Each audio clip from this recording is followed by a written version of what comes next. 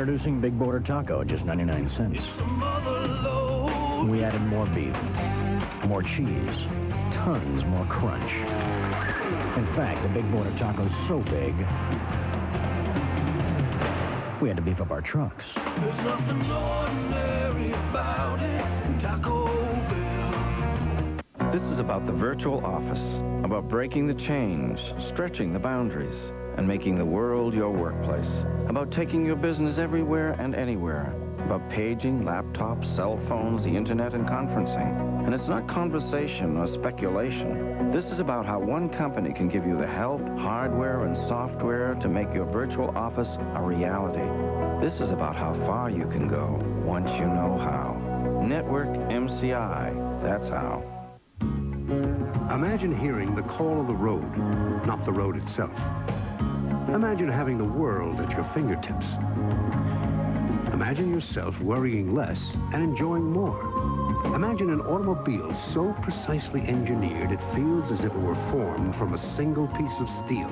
Introducing the all-new 1996 Mercury Sable. Imagine yourself in a Mercury.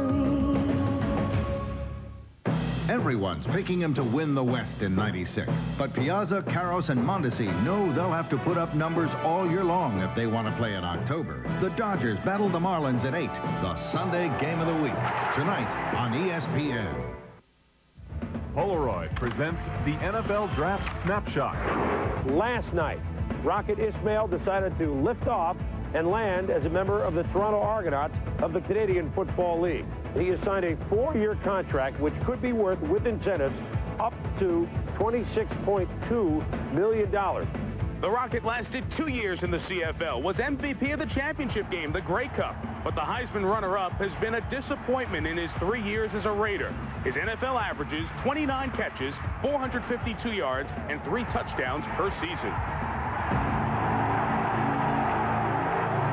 And we've had a couple of players from the Canadian Football League taken within the last 8 or 9 picks. Remember, Dram Bolden earlier was taken, he by Atlanta, and most recently, Joe Horn. You see he's listed as a junior college player, but he played his CFL ball in Memphis, Mel reminds us, and he is now a selection of the Kansas City Chiefs. Marty Schottenheimer moved up for that spot, trading 5th-round picks a little bit later on at 161 and 162 to Arizona.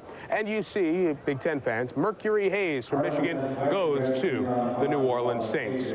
The Miami Dolphins, there is what they have done thus far today and yesterday, and it's been a busy couple of days for the Miami Dolphins. Their most recent selection doesn't fit on this first thing that you see. It's a second look.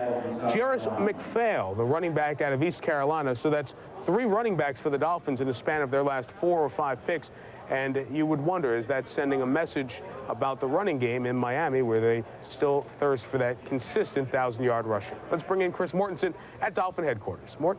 Well, Mike, you make a great point there about the running backs. It's the 3rd running back, as you pointed out. And one thing Jimmy Johnson intends to get done is the Miami Dolphins are going to have the ability to run the football by the time they go to September, something they haven't done consistently in previous years. And they're going to do it for Dan Marino because they really believe Dan Marino's in his latter years. And speaking of Marino, look for some time in the next week for the Dolphins to announce that he has signed a 3-year, $18 million contract in that neighborhood, basically $6 million per year. He has 1 year left on his deal. The interesting thing about this is that it is not going to be salary cap friendly. It's 3 years, unlike John Elway, who signed for 5 years. That's because Jimmy Johnson believes that's what Dan Marino has left in his career, 2 or 3 years. And he does not want to be strapped with money tied up in the salary cap on 4 and 5 years with Dan Marino, which tells you something else, that Jimmy Johnson, unlike speculation, intends to coach this football team beyond 3 years, go to years 4, 5, or 6, there he is there, and really build himself something here in Miami. So I really think what that tells us is Jimmy Johnson is happy to be the Miami Dolphins coach and well beyond 3 years. And right now, let's go up to Bristow and Chris Fowler.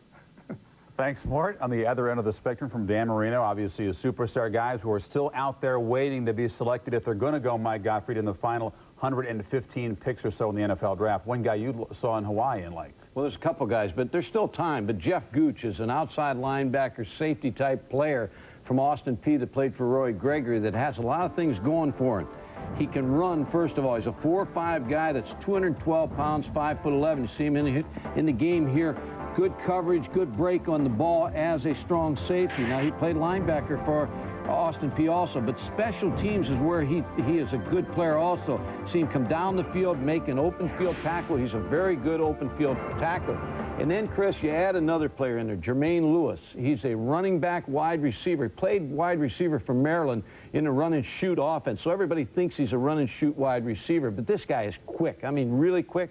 He's a running back in high school. You go back to his high school days, so he's a guy who can play running back for you. With his quickness, he's got to make him. Another Mel special. He put together the Hula Bowl rosters for no money, only a bad Hawaiian shirt. You'll have to switch over to ESPN2 to see if these guys go in the draft at the top of the hour, Mike. Or to see his bad Hawaiian shirt. Maybe we can get him to change into it a little bit later on. Chris and Mike, thank you very much. We talk about sleepers in the draft, and it's kind of an odd term because this is an inexact science, as has been proven over time. If you're a player who you didn't go to a big school, you went to South Carolina, but a guy who didn't go to a big school, who doesn't know what kind of level of competition he's going to face, where can he go for the support and the confidence building that, hey, you got a chance to be somebody in this league? I think he's going to go to the mini camps and get that support that he can play in that league, because he feels like just because he went to a small school, and my brother talked about that week in and week out and day out, the fact that he's much better than a lot of guys that went to Michigan and Notre Dame. Now he's getting his opportunity to prove it. And I think once you go into camp with that attitude, I think you're going to be fine. I'm reminded of John Mobley, yesterday selected by Denver in the first round. He wasn't up on the stage with the other big-name college players. He was out here in the crowd and walked out from the draft nicks. Who are some of the safeties, best safeties still out there? It's a good group. Greg Myers I really like. I think he's going to be a nice addition. And Sammy Burroughs is a guy, played a lot of linebackers, got to adjust to a strong safety position, but he's got great physical ability. As Mike Godfrey pointed out, Jeff Gooch had an outstanding week at the Hula Bowl. He's a great kid with a chiseled frame. I think he's going to be a nice 5th or 6th round pick. And Myers, as you mentioned, the intelligent player, a very smart player who wants to go out and go to the medical field after football if football is there for him. Well, that wraps up our coverage here on ESPN, and we know many of you are going to switch over to ESPN2. We'll be there throughout the remainder of the final 120 or so picks coming up in the NFL draft. Now, stay tuned on ESPN for live flag-to-flag coverage of the NASCAR Goodies Headache Powder 500 from the shortest track in the Winston Cup circuit, Martinsville. To be selected, and some important players. 72% of the players selected rounds 4 through 7 last year were on the NFL rosters at the end of last year. Stay tuned. We're coming back. Don't get the classes I want. Won't graduate on time. Can't believe they're raising tuition. This is not working. But this will. Classes I need to graduate on time, and no surprises about tuition. Works for me. Call ITT Technical Institute at 1-800-942-0099. That's 1-800-942-0099.